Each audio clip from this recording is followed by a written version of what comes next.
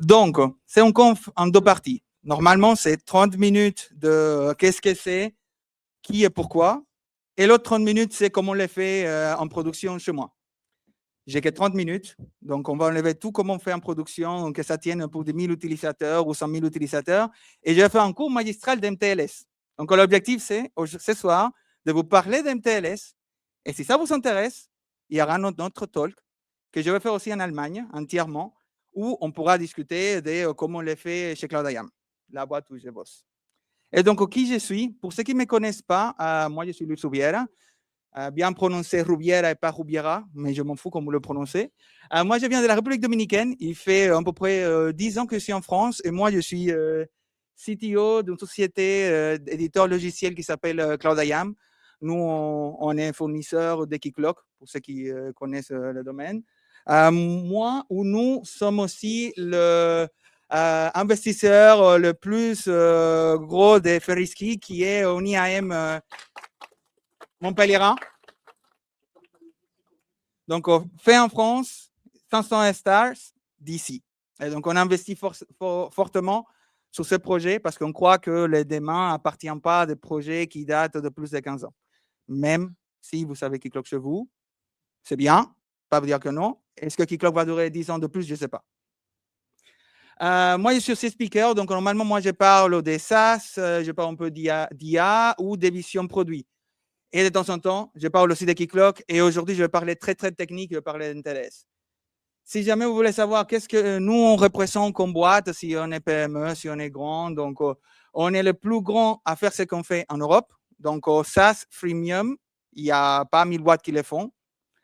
On gère à peu près entre 1000 et 2000 requêtes par seconde d'authentification en plusieurs tailles. Donc, on a des grosses entreprises à des gens qui n'ont rien du tout parce qu'on a un modèle gratuit. On a des clients partout dans le monde. On est certifié ISO. Cette année, on doit être SOC et PCI DSS.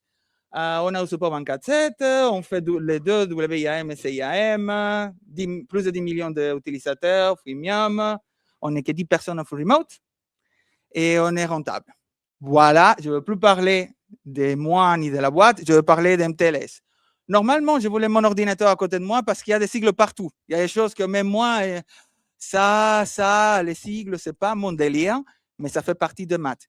Si vous faites du cryptage, vous allez peut-être comprendre mieux que moi, mais aujourd'hui, on va voir les bases. Donc, qu'est-ce que c'est l'MTLS? Comme l'MTLS, il marche, quels sont les avantages et les désavantages, qui doit l'utiliser et qui ne doit pas, et des takeaways simples. Donc, on va démarrer. Donc, qu'est-ce que c'est l'MTLS? Donc, pour savoir qu'est-ce que c'est l'MTLS, il faut comprendre qu'est-ce que c'est et un peu d'histoire. La définition, elle est simple. Donc, MTLS et la MPT, c'est Mutual TLS. Génial. On a gagné une lettre. On sait que c'est TLS partagé. Et en quoi ça consiste? C'est qu'il y a deux parties, un serveur et un client. Les deux côtés se partagent un certificat X509. Et une fois les certificats arrivés de deux côtés, ils s'authentifient. Ils valident qu'un est un et que l'autre l'autre. Et normalement, c'est bon. Ce n'est pas très clair. Donc, on va aller un peu petit à petit arriver au plus profond du sujet. Pour parler d'MTLS, comme c'est du mutual TLS, on va parler du TLS tout court. Donc, le TLS veut dire Transport Layer Security, c'est un système qui permet d'encrypter la data en transit et authentifier les serveurs. Donc, normalement, quand vous faites du TLS, pour tous ceux qui ne connaissent pas, par exemple, du HTTPS, c'est un certificat, c'est un moyen de vérifier l'authenticité du serveur. Quand vous recevez un message de votre browser qui vous dit ne partagez pas des informations parce que ce n'est pas safe, c'est parce que le browser a détecté que soit le certificat n'est pas bon parce qu'il a périmé ou parce qu'il n'a pas été géré par une identité trustée qui valide les certificats. Donc, Google dit que ce certificat n'est pas véritable. Et donc, ça fait trois choses. Ça encrypte, ça valide l'intégrité du message et ça valide les serveurs. Pour le moment, on reste simple. On va aller un peu dans l'histoire maintenant, parce que c'est vraiment un cours magistral d'MTLS. Hein. Sinon, on ne va rien comprendre comment ça a marché pour l'autre conf. Donc, l'histoire de TLS, ça vient d'un monde, ça vient du closed source à l'open source, théoriquement. SSL, qui est Secure Socket Layer, c'est un protocole privé qui est inventé par Netscape en 1992, je crois. Elle a dit qu'il n'était jamais publié parce qu'il y a eu des failles de sécurité, donc ils ne l'ont jamais publié. Ça a évolué, ça a évolué.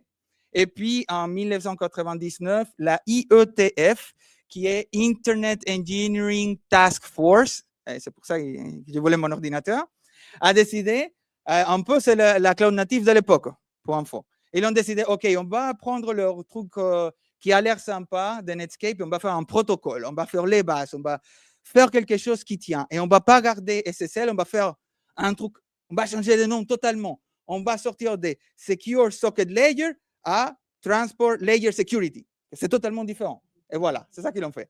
Donc, en 1996, donc avant que TLS soit sorti, on parlait déjà d'une étape qui s'appelle Certificate Request, que déjà ça permettait dans les papiers de faire du TLS et du MTLS. Mais ça restait quand même dans les papiers. En 1999, donc avec TLS 1, il y a eu la première notion à l'écrit d'un certificat pour l'authentification client. Donc, à partir de là, on avait un peu plus concret, plus qu'il y a une étape qui peut faire quelque chose à une étape qui peut donner de l'information du client. Et puis, parce qu'on ne va pas parler de toute l'histoire, entre 2010 et 2018, MTLS est devenu le langage le plus commun pour les services mesh. Et qu'est-ce que ça veut dire? Par exemple, si vous faites du Cube, Istio, c'est quoi l'autre? Linkerd, et donc la plupart des choses sur Cube. Normalement, si vous gérez beaucoup de microservices et vous utilisez un service mesh, derrière, vous avez un sidecar qui gère du MTLS. C'est le meilleur moyen d'avoir l'authenticité entre deux serveurs. Mais on va voir comment ça marche et pourquoi. Donc, comme MTLS, ça marche. Comme MTLS marche, pardon. Donc, on va le faire maintenant à l'inverse. Pour comprendre comment MTLS marche, c'est mieux de comprendre comment TLS marche. Donc, c'est simple, il y a 3 étapes. Client hello, c'est toujours le client qui va faire la demande, où il va dire, OK, je veux faire une connexion, puis le serveur va envoyer ses certificats, puis le client va valider les certificats, et puis la connexion continue ou démarre. Normalement, à partir du moment que le certificat est validé, la communication est chiffrée. Tout simple. Comme ça se passe, donc comme là j'ai dit, c'est les clients qui valident les serveurs. C'est ça les TLS classiques qu'on fait pour HTTPS. Comme on fait du MTLS, il y a plus de setup, mais c'est la même chose. Il y a un client hello, il dit OK, je voudrais me connecter. Les serveurs envoient ce certificat ou tout ce qu'il faut pour se connecter. Pardon. Puis les clients, lui, il envoie ce certificat et puis en validation et c'est fini. Ça a l'air simple sous les papiers. Maintenant, on va entrer un peu dans les durs. C'est là où je vais essayer de faire en très, très rapide. Donc, l'objectif, ce n'est pas que vous compreniez rien de là. L'objectif, c'est juste que vous voyez la différence entre la TLS 1.2 et TLS 1.3. Comme vous avez vu la date, aujourd'hui, on parle plus de TLS 1.3 que de TLS 1.2. La différence la plus grande que vous voyez là, c'est juste les lignes. Pas besoin de lire le contenu, juste les lignes. Qu'est-ce qu'il y a? C'est que dans TLS 1.2, il y avait plein de communications, donc au client vers le serveur, serveur, client, client, client. Que en TLS 1.3, il y a un message client, un message serveur, un message client, et puis si le serveur dit oui, tout commence, ou tout est fini, peu importe. Et donc, on va voir MTLS en utilisant TLS 1.3. Donc, comment ça se passe? Donc, je me passer que vous connaissez absolument rien comme moi. Avant de faire un projet avec MTLS, je ne connaissais pas du tout. Donc, on va commencer avec ça. Première étape, client hello. Donc, on parle de key share, la version supportée du TLS et l'algorithme de signature. Et en bas, j'ai mis totalement à l'inverse. J'ai mis client start TLS et la liste de TLS supportés. Les key share, on va parler de ECDHE. Et quelle est la signature qui est publiée. Pourquoi ils ne sont pas dans le même ordre? C'est juste pour illustrer qu'il n'y a pas d'ordre dans les messages. Les messages lui-même, ils contiennent ces 3. Ce n'est pas qu'il faut d'abord le keychain et puis comma, virgule, support, virgule, signature. Non, c'est un paquet de choses qui arrivent en même temps. Et on va voir point par point. Donc, pour commencer, la suite de cryptage, je ne sais pas comment traduire Cypher Suite, mais bon, la suite de cryptage, c'est juste une formule A plus B plus C. On va voir chaque élément. Il y a l'algorithme d'encryption qui va vous permettre de chiffrer les messages. L'algorithme d'intégrité ou AEAD, Authentication Encryption with Associated Data, qui veut dire c'est un algorithme qui permet lui-même d'ajouter de la donnée. Normalement, on utilise des certificats pour dire juste je suis tel serveur.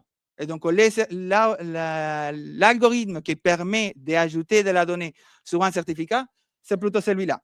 Et puis, on ne va pas mettre ça en string, donc on les hash. Tout simple. Tout simple. Pour les faire, l'algorithme, c'est tout un bordel, mais bon, ça, c'est la partie mathématique. Je n'entre pas dans ce domaine. Qu'est-ce que ça donne, ces parties-là? Ça peut ressembler à ça. TLS, AES, 128, GCM, SHA-256. Et qu'est-ce que ça veut dire? AES 128, c'est l'inscription, l'encryption ou le cryptage. GCM, c'est Galois Counter Mode, c'est le mode d'encryption et intégrité. Et les SHA pour la clé, parce qu'il y a plusieurs types de SHA. On a passé sur les premiers points du premier step. Ne vous inquiétez pas, pas tous sont aussi complexes. Il y a quelques-uns qui se répètent parce que forcément, c'est une communication à deux. On parle de key share, on parle de client ECDHE ou la public key. Donc, qu'est-ce que c'est un key share? C'est la public key. Voilà. Si jamais vous ne connaissez pas qu'est-ce que c'est un public key, normalement, il y a une clé qui est privée et qu'à partir de là, vous générez une clé publique qui peut être partagée. Normalement, c'est elle la clé publique. Et si on parle en termes plus officiels, c'est une distribution Diffie-Hellman pour un échange de clés. Qu'est-ce qui permet Diffie-Hellman? On va voir juste après avec SDH. C'est juste que c'est une clé qui est le public et qu'on peut générer un privé sans forcément partager les secrets. Donc, il y a un secret à gauche et un secret à droite. On génère des clés. Les deux clés sont compatibles entre les deux serveurs et on n'a pas besoin de partager entre les serveurs ni la clé dans les serveurs ni la clé dans les clients. C'est comme si vous savez que je parle espagnol, moi, je sais que je parle espagnol, donc on parle espagnol tous les deux et on ne se dit jamais qu'on parle espagnol parce qu'on le sait. On ne se le dit jamais. On n'a pas besoin de valider, mais on le sait qu'on parle espagnol ou français là, dans les cas. Dans les key shares, ce n'est pas un string, ce n'est pas un mot de passe, ce n'est pas un token, c'est un binaire qui dit comme il est encodé. Ou plus, si on parle mathématiquement, dans quelle courbe, donc quelle fonction mathématique utiliser. Donc, on pourrait dire, par exemple, la x255-19. Et normalement, c'est là qu'on commence à voir des trucs très intéressants. Là, chaque clé, elle est générée, pas comme SSH, c'est une clé par connexion. À chaque handshake, il y a une nouvelle clé qui est générée, une nouvelle paire de chaque côté, ce qui fait que l'échange, il est unique à chaque fois. Et donc, tout à l'heure, je disais ECDHE. Donc, ECDHE, c'est Elliptic Curve Diffie-Hellman Ephemeral. Je ne sais pas s'il y a un détail. Oui, voilà. Elliptic Curve, c'est le calcul mathématique. C'est pour dire quel point sur quelle formule mathématique. Diffie-Hellman, c'est partager l'information sans se partager les secrets et que ça soit valide. Et ephemeral, ça veut dire qu'elle est unique. À chaque fois, on génère une nouvelle. Et donc, qu'est-ce que ça fait? C'est qu'on va générer une clé temporaire. Le serveur va faire la même chose. On va échanger le public. On va valider que ça donne les mêmes secrets des deux côtés. Donc, on se dit les bons messages entre les deux. Et puis, on ne se dit jamais qu'on parle espagnol. Voilà. Et qu'est-ce que c'est la signature de l'algorithme? Donc, on parle encore dans notre sujet. C'est pour définir ou comment s'identifier ses propres clés. Donc, c'est comme dire, OK, on parle espagnol, mais qu'est-ce qui contient le message? Comment on sait qu'est-ce que peut contenir le message? Et donc, pour ça, il y a des algorithmes, comme probablement vous connaissez ECDSA, mais si jamais vous ne connaissez pas ECDSA, c'est Elliptic Curve Digital Signature Algorithm. Plus proche? Pardon, ouais. Pardon.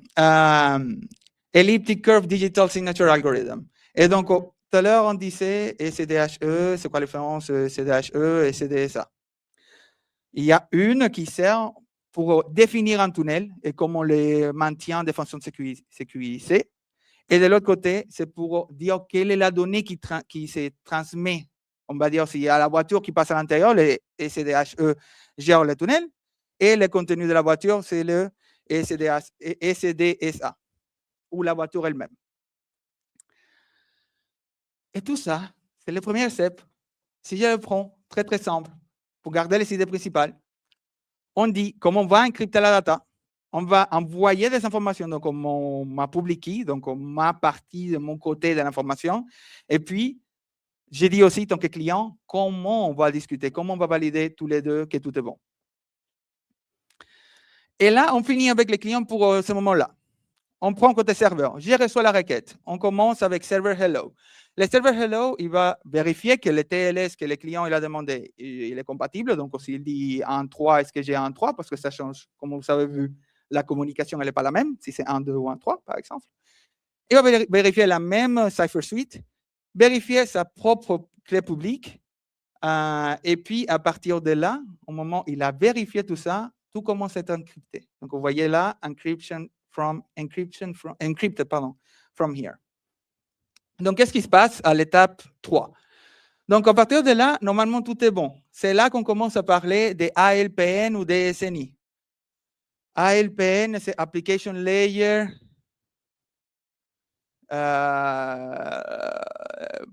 Program Name, un truc comme ça, et le SNI, c'est le Server Name Identification. Ça veut juste dire, à cette étape-là, on décide où va l'information. Est-ce que c'est vers une application ou est-ce que c'est vers un serveur physique? C'est toutes ces notions-là qui doivent vous parler parce que c'est normalement ça qu'on fait sur Nginx. On reçoit la requête, on dit, OK, ça va où? Est-ce que ça va sur l'application qui tourne sur le 8080 ou ça doit aller sur la machine qui est dans l'IPTEL? La machine qui est sur l'IPTEL, c'est le CNI. L'application qui tourne sur tel port du cluster, de la machine, c'est les ALPN. Mais qu'est-ce que ça veut dire qu'avant ça, ce n'était pas encrypté? C'est qu'avant ça, toutes les informations qui se partageaient, donc la publique, les différentes clés de cryptage, tout était partagé. Donc, on arrive à là, quelqu'un peut prendre les informations. C'est à partir de là qu'on n'a pas. Et on va voir comment ça change et comment on met les choses de façon sécurisée pour qu'on ne puisse pas avoir de man in the middle, qui est un des points forts de MTLS. Dans l'étape 4, c'est là qu'on commence à valider les certificats. C'est que le serveur dit qui je suis, who are you. C'est là où il va dire, OK, j'envoie le certificat du serveur au client et il dit quels sont les CA ou Certificate Authorities qu'il accepte. Si vous ne connaissez pas Certificate Authority, ne vous inquiétez pas, il y a des slides qui l'expliquent juste après. Mais là, ça dit qui je suis et qui peut le valider, tout simplement. Puis, il dit, dans l'étape d'après, donc, si jamais, j'ai clarifié un truc. Ici, c'est quand tu vas m'envoyer les informations, voilà comment tu dois me l'envoyer. Et après, c'est tiens qui je suis. Je me suis trompé sur un truc. Et donc, c'est là, il dit, OK, tiens mes certificats, tous les certificats, les feuilles ou les intermédiaires, la chaîne qui doit être validée par les clients, s'il y a le root ou pas, et les SAN. Et donc, tout ça ne vous parle pas du tout, comme ça ne me parlait pas, même si je l'ai mis en place. Et je vais vous expliquer étape par étape. Et puis, on valide les certificats. Donc, on va arriver à là. Qu'est-ce que c'est une chaîne de certificats? Parce que ça ne sert à rien de comprendre MTLS si on ne comprend pas qu'il nous faut aussi certificats pour les faire tourner. Pourquoi on a besoin de tant de certificats? Ça sert à quoi? Une chaîne de certificats, c'est une chaîne de confiance qui se fait entre des serveurs pour valider depuis une autorité. Donc, il y a quelqu'un qui gère, qui a une autorité, qui fait ou gère des certificats, et les certificats sont créés à partir des autorités que nous, on fait confiance. On déclare qu'on fait confiance à cette autorité. Il y a plusieurs types de certificats. Comme j'ai dit, il y a feuille, ou je ne sais pas si on traduirait ça mot à mot, LEAF. Et les certificats LEAF ou feuille, il contient des informations différentes côté client et côté serveur. Côté serveur, il va dire, ah, tiens, moi, je suis tel IP, tel domaine, telle durée de vie, comme le certificat HTTPS, qui est pour un domaine qui dure une quantité de temps. Mais côté client, qu'on ne parle jamais, ça contient pas forcément un domaine, mais ça peut contenir un URI, si jamais le user il peut se représenter avec un URI, un user ID ou même un service name, parce qu'on peut créer un certificat qui dit cet utilisateur, il a accès à tel service de tel cluster.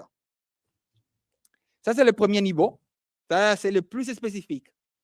Puis, on a un certificat intermédiaire qui sert comme le mot le dit, intermédiaire entre la source du certificat qui n'est jamais partagé et le certificat client. Donc, c'est un certificat qui dit lui-même, j'ai fait confiance, faites-moi confiance, parce que j'ai été généré par le grand-père, moi je suis le père et le livre c'est l'enfant. Donc, les grands-pères, on ne le voit jamais, les pères, on le voit et l'enfant, on le voit aussi. Et donc, l'objectif du père, c'est progéniteur, c'est créer les enfants.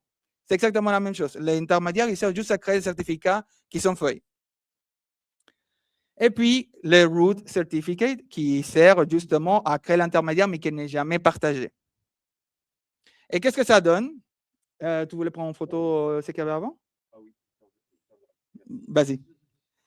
Et qu'est-ce que ça donne en plus concret? Donc, si je prends là, il y a côté client et côté serveur, il y a la même quantité de certificats. Donc là, c'est très joli au niveau infra de gérer ça, qu'il y a 6 certificats minimum de chaque côté. Et côté serveur, on a probablement plus. Et donc, qu'est-ce qui ne se partage jamais? C'est le root CA. Et qui ne se voit jamais, c'est le Trust Store. Et là, je ne vous ai pas dit, mais le Trust Store, c'est juste, je ne sais pas comment traduire ça du tout en français, le stockage de confiance, je ne sais pas. C'est là où on stocke, parfait. C'est là où on stocke les certificats, tous les certificats, les routes et le reste, même si on ne les partage pas. Et les 5 que j'ai dit tout à l'heure, c'est juste à quoi contient les certificats. Donc, on valide les SAN, qui est le contenu du certificat. Et un SAN, donc Subject Alternative Name, c'est ça qui peut contenir. Par exemple, plusieurs DNS qui pointent sur différentes choses avec des IP ou des informations. Donc, on valide les SAN, plus on valide la durée. Et on finit bientôt avec les serveurs. Vous allez voir que côté client, on va partir très vite. On est à peu près à la moitié, et puis on va aller très, très vite sur le reste. Certificate Verified. Ça sert à valider soi-même. Donc, le serveur, il va dire, OK, je sais que toi, tu es toi. Et normalement, tous ceux qui parlent espagnol. Donc, ça veut dire que si je prends les messages, tout ce qu'on vient de dire jusqu'à là, et je les mets en espagnol, toi, tu es en capacité de les traduire en français. Parce que tu m'as dit que toi, tu es bien toi. Tu dois être capable de comprendre ce que je t'ai dit, même si tu m'as envoyé un message en espagnol. Ça paraît super flou, mais en réalité, ça sert à éviter, je vais le mettre en très très simple, le serveur, il va chiffrer son message avec la clé qu'il a.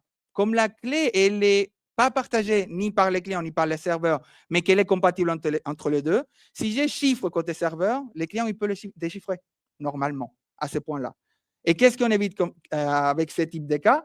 C'est que si jamais, comme on avait dit tout à l'heure, tout est encrypté jusqu'à là et je peux prendre tout ce qui est avant, je peux voler un certificat. Je peux voler tout ce qui se passe avant parce que le client, il a tout envoyé. J'envoie un fake certificate.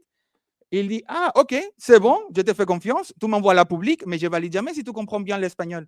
Moi, je sais, tu m'as parlé espagnol, donc je te crois que tu parles espagnol. Non.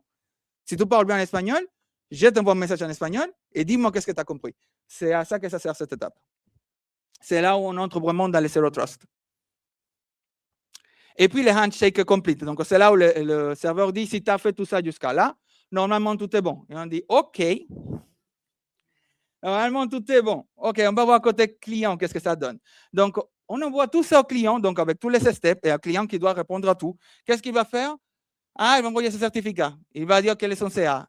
Ah, mais si je prends cette étape et cette étape, donc l'étape 8 et l'étape 9, c'est exactement la même chose que l'étape 6. Donc, ce qui s'est fait côté serveur, c'est fait aussi côté client. Les clients, ils vont envoyer ces certificats. Il va dire qui est l'autorité de confiance qu'il valide, le CA. Et il va dire, OK, je te crois à toi que tu parles espagnol, donc je vais envoyer un message en espagnol et tu vas me dire qu'est-ce que ça veut dire. Exactement la même chose. Et puis, une fois on a tout ça, normalement, la communication peut démarrer. Par contre, on n'a pas fini. Est-ce que la vie, elle n'est pas aussi belle? Donc, une fois que vous avez respecté ça, vous avez mis en place un MTLS, ce n'est pas du tout fini. Ça, c'est la partie infrastructure. Qu'est-ce qui se passe après? C'est que le TLS, il va dire juste qui vous êtes. Il faut quand même qu'on gère à quoi vous avez le droit. Donc, si je le mets en pragmatique, soit par Nginx ou backend, ou si vous parlez d'un boy, normalement, le certificat va vous servir comme identité, et puis il faut quand même gérer les permissions. Même s'il est autoporteur, il a le username, il a le mail. Il n'y a pas besoin de valider que son mail parce qu'on sait qu'il est bon. Mais à quoi il a le droit? Ce n'est pas le certificat qui va le gérer. Donc, attention de mélanger MTLS avec système d'authentification, d'autorisation. Alors, là, j'ai fini la présentation. Si vous avez tout compris, vous pouvez mettre en place le protocole MTLS vous-même. Chez vous, vous pouvez le tester. Vous pouvez le refaire sur n'importe quel langage, ROS demain, je ne sais pas, comme vous voulez. Quels sont les avantages? Donc, c'est très compliqué, donc c'est fort. Déjà ça. Au niveau cryptographique, je pense qu'il y a pour le moment rien de plus fort. Tous les étapes sont chiffrées. Tous les éléments sont validés. c'est un des prérequis pour faire du Zero Trust. Mais tout le monde a besoin de Zero Trust. On va voir juste après. C'est un protocole standardisé et testé depuis longtemps. Donc, ça fait quand même depuis 1996 et utilisé depuis 2010. Et tous les jours, c'est de plus en plus facile de le mettre en place. Et pour la plupart qui font du cube, il y a même des choses qu'on ne voit même pas et qui le font automatiquement. C'est un sidecar, c'est une config, on ne voit pas tout ça qui s'est fait. Ça ajoute un niveau de sécurité au-dessus des mots de passe. Donc, c'est les certificats qui les gèrent et on n'a pas vraiment besoin d'avoir jamais ni username ni password. On élimine totalement le mot de passe. On ne peut pas avoir de replay attack prevention parce que le protocole, il l'empêche. On ne peut pas envoyer le même message. Que si j'ai fait un Wireshark les requêtes avec le user mot de passe de quelqu'un, je peux éventuellement choper un user. Là, on évite totalement ce cas parce que comme la clé elle est éphémère, on ne l'aura plus. Non-repudiation, donc tout peut se tracer au point du certificat. Donc, comme on a un certificat par chaque élément qu'on veut, donc la granularité est assez petite, on peut dire quel certificat pour ce problème. Que si on a dans une grosse entreprise, si on dit OK, tel user, mais tel user peut représenter pas mal de choses. Ici, c'est un certificat, peut représenter même une action. L'encryption est automatique, rien à faire. Et comme il y a tout ça, il y a aussi, on peut éviter les man in the middle. Par contre, il y a plus de désavantages que d'inconvénients. Par contre, Zero Trust, c'est quand même un gros plus. Mais bon, désavantages, c'est un setup assez complexe. C'est très intéressant parce que j'ai vu pas mal de fois ça se répéter, les PKI Infrastructure. Pour ceux qui ne vous connaissent pas, PKI, c'est Public Key Infrastructure, mais je ne sais pas pourquoi ça se répète aussi souvent, de dire PKI, l'infrastructure PKI, mais en réalité, c'est infrastructure PK, parce que PKI, c'est redondant. Mais bon, il faut avoir les setups, donc il faut être capable de créer les clés, de gérer les clés, les mettre à jour, etc. Comme on crée les clés, il faut les maintenir aussi. S'il y a quelqu'un qui sort, il y a un nouveau ordinateur, il faut manager ces nouvelles façons de gérer l'identité. Comme il faut la manager, il y a d'operational overhead, donc ça veut dire qu'il faut l'ajouter dans le processus et payer des ressources humaines pour le faire. C'est très difficile de débugger. Plus c'est safe, plus c'est difficile. De toute façon, c'est connu ça. Apparemment, ça, je n'ai pas pu tester, mais c'est dans les livres et la théorie mathématique l'explique. Comme il y a plus de calculs mathématiques à faire, par logique, normalement, il doit être un peu plus long qu'un user mot de passe. Aller chercher, aller vérifier, faire des calculs à droite, à gauche avant de commencer toute communication, ça peut être un peu long. Ça demande de la configuration client. Donc, on ne peut pas juste dire, tiens, gère ça de ton côté, fais un sign-up et ça va marcher. Je n'ai pas du tout parlé de comment on peut révoquer un certificat. Ça, c'est tout un bordel. Il y a un sujet qui s'appelle CRL, que je parle dans mon autre conf, qui s'appelle Certification Revocation List. C'est tout un domaine pour révoquer un certificat de quelqu'un qui n'est plus dans la boîte ou quelqu'un a volé son ordinateur. Qui dit qu'on garde un certificat, il faut le garder dans un endroit sécurisé. Donc, c'est un problème aussi. Que ces parties-là d'un user mot de passe, c'est la tête. Ou là où vous voulez. Hein. Là, c'est vraiment pragmatisé dans un endroit. Quelqu'un arrive à ces key storage, vous avez perdu vos accès. Ce n'est pas user-friendly du tout. Si vous avez jamais utilisé MTLS comme dans un front-end, vous avez déjà probablement eu des problèmes parce que le browser ne détecte pas les certificats, il faut charger les certificats à la main, ce n'est pas super user-friendly. Et la dernière, comme tout ça peut être complexe, surtout les trois premiers, donc le complex setup, certificate management et operational overhead, normalement, la scalability peut poser des problèmes. Mais pas forcément technique. La technique pourrait être dans les performance impact, ça dépend du contexte, mais surtout côté humain. Et avant que je finisse, donc il me reste 2 minutes, j'ai fait une comparaison, je vais aller très vite. Donc, MTLS, API Key, JWT et Basic Auth. Donc, pour tricher, quel est le seul qui permet de faire la validation des deux? C'est MTLS. Par contre, est-ce qu'on fait, on ne fait jamais la validation des deux? Non, pas vrai. Parce que quand on fait l'encryption, on fait du TLS d'un côté. Donc, en réalité, peu importe de ces trois-là qu'on est, si on fait du HTTPS, on a déjà TLS d'un côté. Donc, on valide les serveurs et on valide les clients à partir de ça. Donc, normalement, à partir de là, ça commence à faire du sens. Quel type de storage? Donc, qu'est-ce qu'on stocke MTLS? C'est des clés privées. Dans un API key, c'est des strings, des shared secrets. JWT, un token, et un basic auth, c'est un password. Au niveau de révocation, il y a tout un process côté MTLS. API key, il faut le faire à la main. Basic auth, il faut aussi le faire à la main. Et JWT, ça expire tout seul. Ou ça expire indépendamment de votre configuration. Au niveau de setup, le plus difficile, c'est MTLS, garantie. Et après, le plus facile sont API key, basic auth. Vous voyez qu'il y a un lien entre sécurité et niveau de facilité à l'utiliser. Donc, plus c'est facile à faire, moins c'est safe. Est-ce que c'est plus sûr basic auth qu'API key? Normalement, un poil, parce que normalement, quand on utilise des API key, on essaie d'ajouter une limitation par rapport à les IP qui peuvent lancer les appels. C'est back-end, donc normalement, ça devrait venir d'un domaine, et on a un poil plus de sécurité que juste passer par user mot de passe. Et si je passe à qui doit l'utiliser? Donc, Cube, Service Mesh, il l'utilise déjà, c'est pour une raison, ça marche très bien. Si vous avez une architecture Zero Trust, c'est presque un prérequis, au moins sur une partie.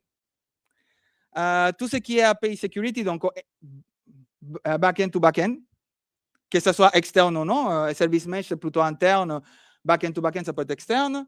IoT, c'est génial parce qu'on n'a pas besoin de stocker rien du tout, c'est la même chose de stocker un string qu'un fichier. Service financier, parce que malgré que c'est plus long, c'est la connexion qui est plus long. Après, tout se passe super sécurisé, donc normalement, il n'y a pas de problème. Healthcare, qui a des problématiques qui sont un peu plus complexes, dès qu'il y a moins de machines, moins de monde, donc moins de vitesse, mais on doit être capable d'entrer n'importe où et se connecter n'importe comment. Donc, on peut avoir des cases avec des certificats qui sont portés par des tokens physiques. Et donc, il a le token, il arrive, il passe, et donc, il n'a pas besoin de savoir qui il est, ni quoi il fait avec. Et normalement, c'est eux qui l'utilisent le plus, c'est le gouvernement, parce que c'est le plus safe. Qui dit Zero Trust dit gouvernement. Qui ne doit pas? Très vite. Zéro, merci. Public facing website. Donc, vous savez, un site, un SaaS, ne l'utilisez pas. Vous allez avoir 0 utilisateurs. Si vous avez des outils internes avec peu de sécurité ou que personne ne va utiliser, ne vous cassez pas la tête, c'est trop complexe pour rien.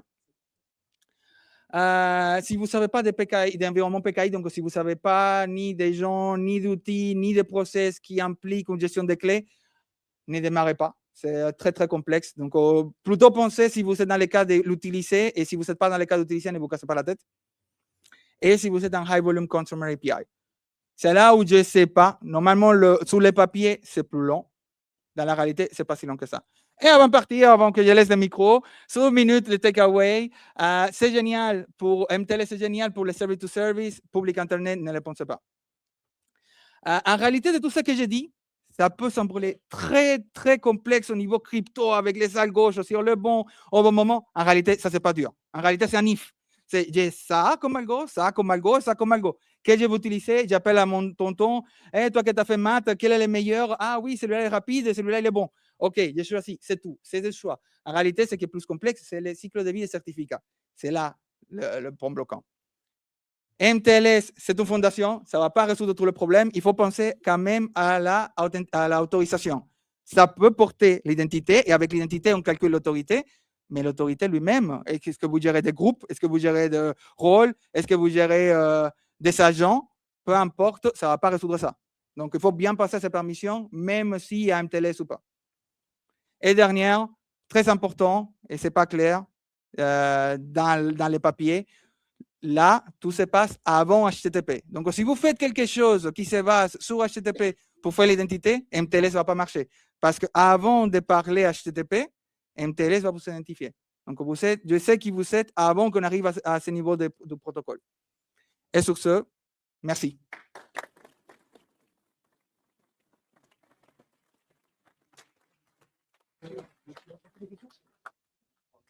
On va faire 2-3 questions. Il y a des questions là?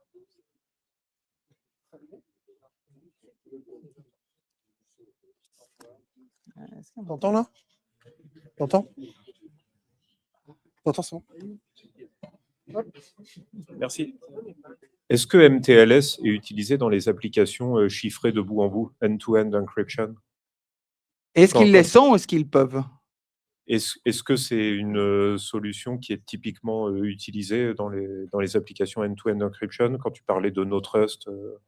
Normalement, oui, c'est la parler de sécurité norme maximale. d'utiliser le MTLS quand on parle d'end-to-end sur Zero Trust. Donc, si tu as quelque chose du back-end to back-end, tu peux avoir du front-end. Moi, j'ai des use cases clients qui sont du front-end avec des dizaines de milliers d'utilisateurs, mais c'est plus commun l'avoir back-end parce que tu es en maîtrise de tout. Tu vois, d'un côté, tu es en maîtrise de tous tes serveurs et donc tu as aussi en maîtrise de générer les certificats. Donc, si tu as les mêmes services qui génèrent les certificats à droite et à gauche, si c'est dans ton service mesh, tout est sécurisé sans que tu te casses la tête. Et même enterprise to enterprise, que c'est là où c'est plus intéressant, parce que c'est là où on passe sur Internet et on est exposé. Si tu as d'un côté une personne ou un produit qui gère, d'un côté tu génères une fois, de l'autre côté tu génères une fois, et normalement tu n'as plus de problème. La problématique d'MTLS, il escale à la quantité d'utilisateurs. Tu escales pas autant des backends comme tu vas scale les users. Donc, c'est totalement un use case qui va très bien avec MTLS. OK. Dans ce cas, par exemple, c'est pas que pour le HTTP, c'est par exemple les messageries end-to-end encrypted. Ah, tout à fait, tout C'est à les fait. protocoles de messagerie et il y a du MTLS aussi possiblement. Si c'est implémenté, oui. Ça peut s'implémenter faire du MTLS sur la messagerie, sur tout n'importe quoi. Sur le MTLS, il n'est pas utilisé comme pour le HTTPS. Ce n'est pas juste on vérifie quelque chose et puis on travaille dessus. Vraiment, on utilise MTLS, normalement, c'est de bout en bout. C'est vraiment, je valide l'identité et puis je calcule l'autorité. Donc, c'est les deux en même temps. Autre question? Personne?